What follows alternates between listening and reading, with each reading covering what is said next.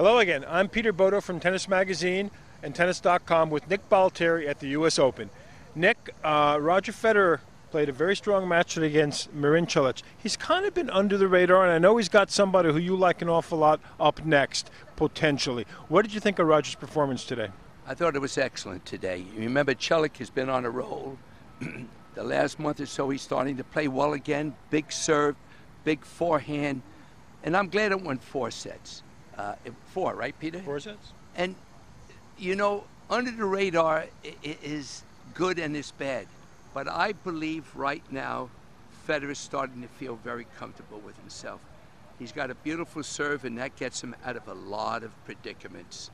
And, you know, everybody's looking for him to go not well into the second week, but all the way to the following weekend.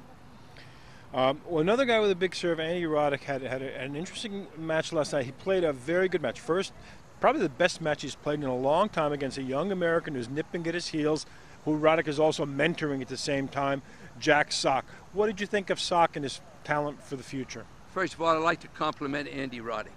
That was not easy last night.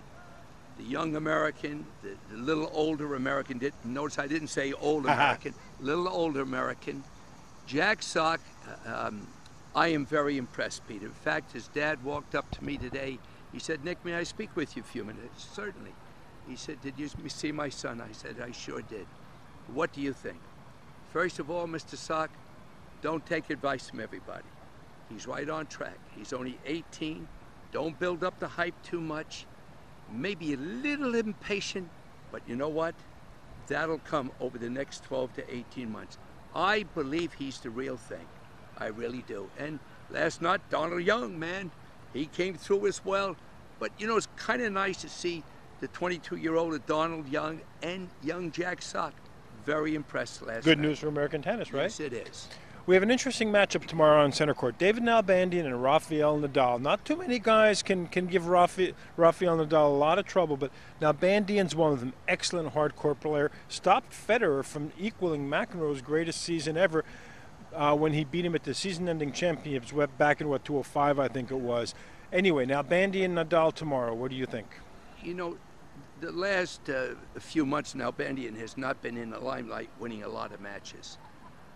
But he likes to play Nadal. And you know, when that matchup happens, I like playing you. You have to be careful. I believe Nadal's got to come in there tomorrow, serve a little better. Don't think about playing Nalbandian. Play your game. And I often think that too many players, that person has this week and they have this. You know what? My advice to most players, play your game. Get into what you do well most of the time. And what does Nadal want to do? Get into that big forehand, serve well, but he better be careful because Nalbandian likes playing against him. Another Spanish player out there who's had a very good year in a quiet way, Feliciano Lopez. Left-hander, can trouble people. He's got Andy Murray, who dodged a huge bullet yesterday against Robin Haase. How do you see the Lopez-Murray match?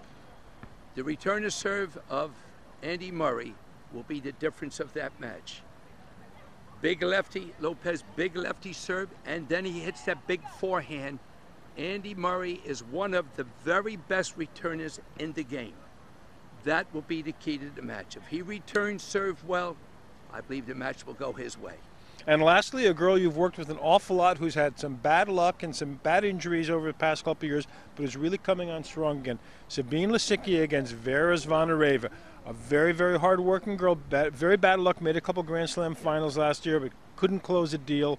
What's going to happen there? Well, that match is going to be interesting because Vera Zvonareva stands close to the baseline.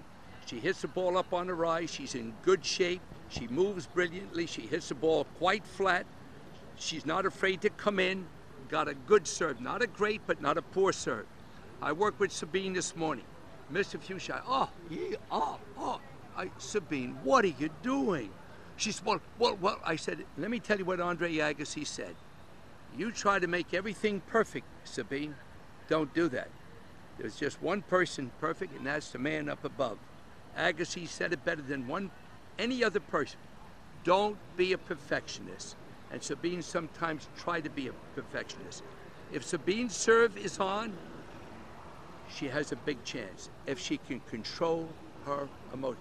By the way, Vera sometimes is a little emotional too. We've so seen you that. may have two girls out there tomorrow. It's the one who can control their emotions the best, but Sabine is the big hitter, Peter. Peter, she knows one thing. 90 miles an hour, 100, 110, and that's the way she's going to play. Not a bad way to go, is it? Thanks for joining us again. I'm Peter Bodo with Nick Bollettieri from the U.S. Open.